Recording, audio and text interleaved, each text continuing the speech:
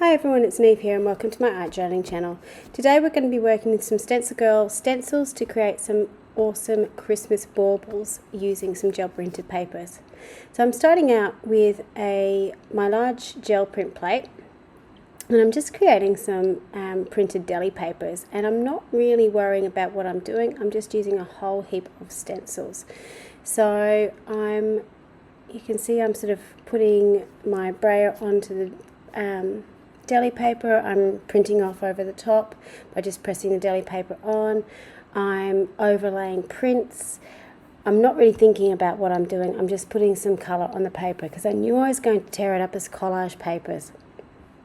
I'm also not particularly using traditional Christmas colours to do this, and I did that for a reason because I do like traditional Christmas colours, but I also like things being slightly different. I really love bright greens and pinks, which is why I started off with those colours. It's funny, in my final Christmas decoration, that didn't actually come up as much as I thought it would, but it was just fun creating these papers. I'm also using a few metallic colours as well. So this is a metallic gold, just to get some of that sort of Christmas sparkle in my pages as well. So you can see I'm sort of mixing up. I've got some traditional colours there. When you're using your gel plate, it is really important that you don't put out too much paint onto your gel print plate and you roll it out really evenly. Sometimes people put a lot of paint on their gel prints and they find they get really, really wet, muddy prints. So you probably want less is more. But these sort of pages are a really, really good way to practice using your gel plates because there's no right or wrong to it. So you can, have a really dud print and then put something else over the top and, come out with something prettier. So it's really, really handy. You'll also notice where I've got paint on my stencils, I'm pressing some of my papers over the top of that too to transfer the extra ink. I'm really not wasting anything as I go along.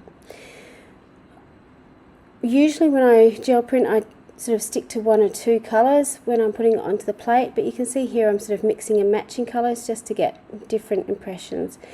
The stencils I'm using as well, there's no rhyme or reason to them. They're not particularly Christmassy stencils, but they're stencils that have got lots of pattern happening on them. So I knew that when I tore the collage pieces up into smaller bits, that I would have something interesting on them to have a look. So here are some of the close-ups of the papers that I printed. And you can see there's lots of overlapping, lots of different colours, lots of things coming through. Some bits worked, some bits didn't, but it's all going to be torn up into parts in the end, so it really didn't matter, and you can pick and choose the bits that you like. If there's bits on it you don't like, that's fine too. So I'm starting off with a clear plastic bauble, and I'm using some gel medium. So this is a soft fluid gel medium, and I'm just putting onto my bauble. Then I'm tearing off smaller pieces of the deli paper to do this, and then putting the gel medium over the top again. Now I chose deli paper or tissue paper to do this project in particular because it's much thinner than regular copy paper. So trying to get copy paper, computer paper to sort of sit onto a surface like this would be really tricky.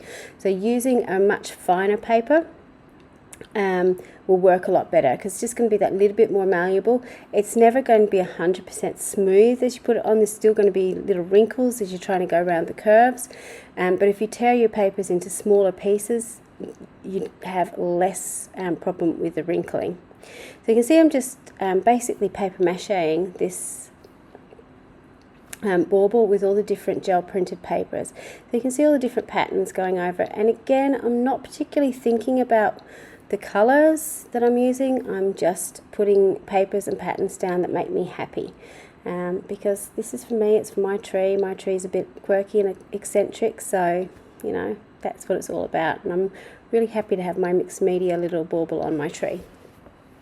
So I'm just going through and making sure I have got everywhere covered, and I'm just sort of giving it a final coat with my gel medium.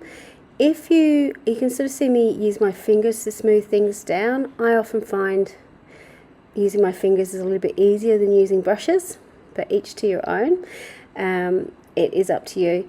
Now the gel medium that I've got there dries quite quickly, but you can see here I'm just using my heat gun. This is a low heat gun, so I'm not too concerned about the plastic underneath because it's more of an acrylic plastic than a soft malleable one.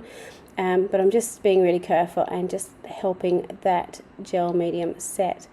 I wanted to have a little bit of extra shine on it, so I had this Tim Holtz, I think it's icicle paste, and I thought I would try that out on my bauble just to give a little bit of extra shine. So I'm just using a palette knife to sort of spread it out and around. It actually went on fairly easily, and because it's slightly thicker, it didn't drip. So I was a little bit concerned that it might be runny and might drip, like when pouring in a resin over the top, but it actually didn't. And it dried quick enough just with a little heat of my heat gun, which you probably shouldn't do because it does have the possibility that it might bubble, so just be aware of that. And obviously if you're going to do that, do it in a well ventilated room. But it dried quite quickly, and the only reason that I was just heating up was I wanted it dry enough that I could put it down on the surface and it wasn't going to stick to the surface or have a flat spot on my bauble. So because I didn't have anything, I hadn't really thought through that I was going to do that process. I didn't have anything sort of set up to sit it on. So if you are going to put some sort of coating on it, you may like to have some sort of, setup that you can put your bauble on so it can dry. The final thing I chose to do, and this is sort of a little bit of an afterthought, was to put on this trim that I had sitting in my collage box. So this is just little metal circles. I'm honestly not sure what it's from. I just bought it to make something and I liked it. And I'm just using a hot glue gun to glue it down. Then I found in my collage stash as well, I had this Christmas decoration or a word that had Mary on it, which I really liked. I think it was originally for a gift tag or possibly for a napkin holder. I'm not sure, but it's been sitting in my stash for a long time. But I'm sure that you can find some sort of charm or something that you can put on your bauble as well. I'm just going around and cleaning up the extra hot glue gum from around the corner, so you can sort of see the shine, all the different patterns on my bauble as I went around. When I was looking at it on the tree, it did need a little bit more bling on it, so I used some red pearls, stick-on red pearls to put on it as well. So I hope you have a go at trying this with all those gel printed papers and make your own Christmas decoration. With Christmas coming up soon, I'm sure after Christmas you can find some decorations on special so you can be ready for next year. Until next time, bye for now.